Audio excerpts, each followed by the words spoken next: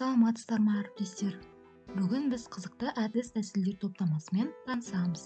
Ең әуелі менің каналыма жазылып кетіңіздер. Фишбон әдісі. Тақтаға осындай балықтың қаңқасы бар постер ілінеді. Мақсаты жаңа мәліметті идеяларды сұрақ-жауап арқылы жаза отырып, қорытынды ойларын жинақтауға жетелейді. Берілген мәлімет бойынша өздері сұрақ қойып, жауабын топтық жұмыста талқылай алады. Пайдалануы: постерге балықтың қаңқасы суретін салып, басына тақырып жазылады. Денесінің жоғарғы жағындағы қанаттарға идеяның себептерін жазаламыз. Төменгі қанаттарына идеяның салдарын жазалады. Түйінді ой құйрығына жазылады. Кейін ауызша және де жазбаша кері байланыс беруге болады. Боран әдісі. Мақсаты ұжымдастырып, өз ойларымен бөлісе алады. Нақтылыққа үйренеді. Оқушылардың айтылым, жазылым, тыңдалым дағдылары қалыптасады. Ынтымақтастық қарым-қатынас түзеді. Пайдалануы: әрбір топ оқушылары басқа топтарға бағыттап, параққа сұрақ жазып лақтырады. Сұрақтар кезек-кезек алмасады. Немесе бұл әдісті сабақтың бастапқы жағынан қолдансаңыз болады. Яғни, өткен сабақтағы түсінбеген сұрақтарды жазып, оқушыларға өзіңіз лақтырасыз, және де оған оқушылар жауап беру керек. Келесі заряд алу әдісі. Бұл көбінесе сергіту сәті ретінде пайдаланылады.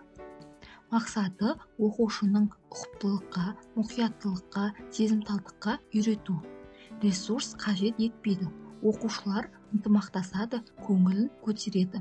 Пайдалануы: шаттық шеңберге барлығы тұрып, көздерін жұмады.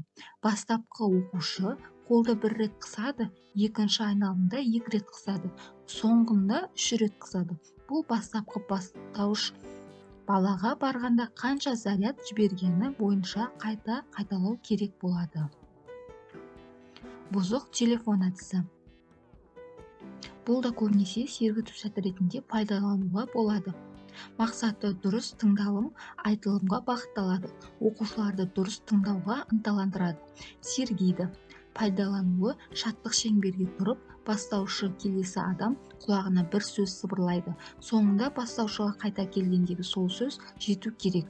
Кейін сөзді ауыстырып жіберген адам анықталады. Осылайша баланың сергітіп алуға болады, және де оқуға зейінін ашуға болады. Келесі бакроном әдісі. Мақсаты оқушылардың логикалық ойлау қабілетін сөз қорын дамытады. Ойлау қабілеті дамиды, сөздік қоры молаяды. Пайдалануы: сөзде берілген әріптері бойынша мағыналы сөйлем құралады. Сөздер бастапқы әріптен басталу керек. Яғни, мұнда өзіңіздің тақырыбыңызға байланысты бір терминдерді алып, сол сөздің әр бастапқы әріпінен бала сөйлем құралу керек. Қанша сөйлем құрай алатынын білуге болады. Сол арқылы баға беруге де болады. Назарларыңызға рахмет. Менің видеом ұнаса, лайк басып, комментарий қалдырыңыздар. Және де менің каналыма тіркелуді ұмытпаңыздар.